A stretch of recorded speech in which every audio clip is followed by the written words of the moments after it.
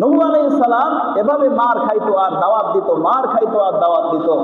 এরকম করতে করতে নূহ আলাইহিস সালাম ৯৫০ বছর পর্যন্ত তার বংশের লোকদেরকে কালেমার দাওয়াত দিয়েছেন।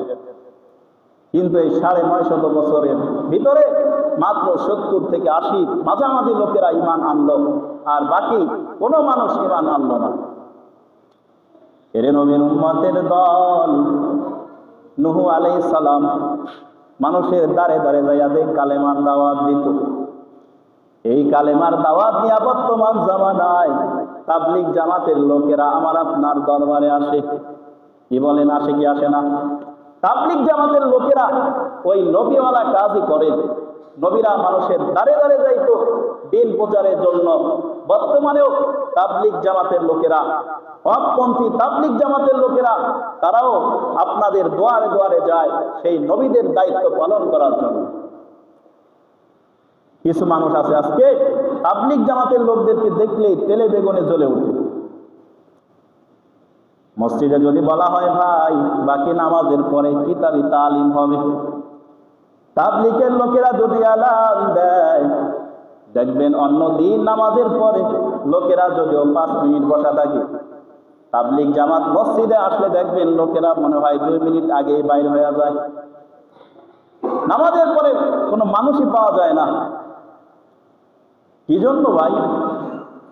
আপনাদের কাছে কোনো টাকা পয়সা তো এরা চায় না। আবার কিছু মানুষ আছে তাবলীগের লোকেরা বাড়িতে বাড়িতে যায়, এটা পছন্দের হয় না, ভালো লাগে না।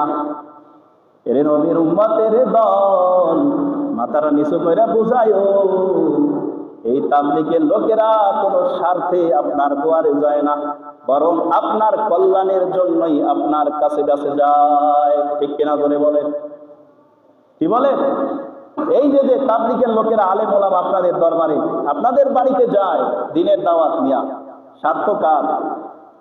তাবলীগওয়ালাদের নাকি আপনাদের নিজেদের স্বার্থ? নিজেদের স্বার্থ।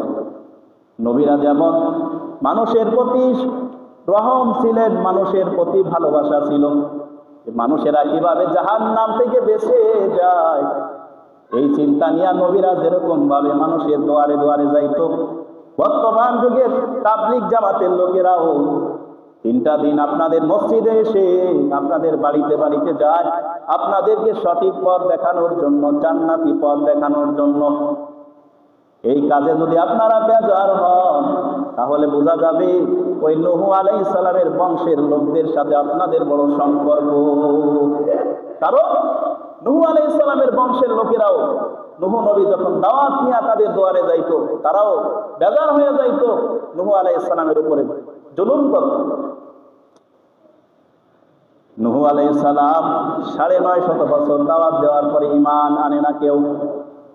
একটা পর্যায়ে আল্লাহ জানায়া দেয়, ও নূহ আপনার বংশের আর কেউ ঈমান আনবে না।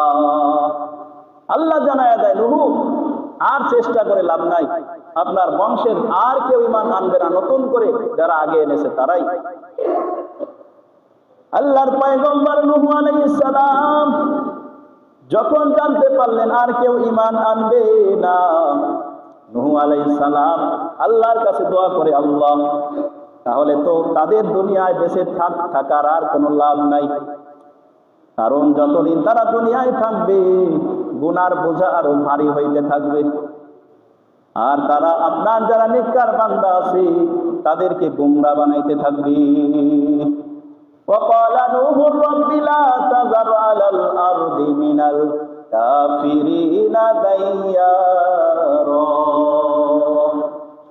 নূহ আলাইহিস সালাম বলে, ও মালিক কাফেরদের মধ্য হতে কাউকে আপনি ছেড়ে দিবেন না, যদি আপনি তাদেরকে অপকার দেন ছেড়ে দেন, ইউদিল্লু ইবাদাকা এরা আপনার নেককার বান্দা যারা আছে তাদেরকে গোমরা করবে, ওয়ালা ইয়ালিদু ইল্লা ফাজিরান কাফফারা এবং তারা যদি বেশি হায়াত পায়, যত সন্তান আদি জন্ম দিবে এই সন্তানরাও হবে বেঈমান।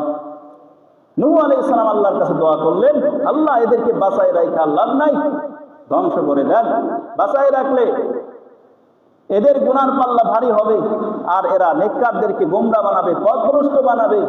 আর এদের গর্ভে যে সন্তান আসবে, এদের থেকে যে সন্তান জন্ম নিবে, সন্তানগুলো হবে বদ্দিন।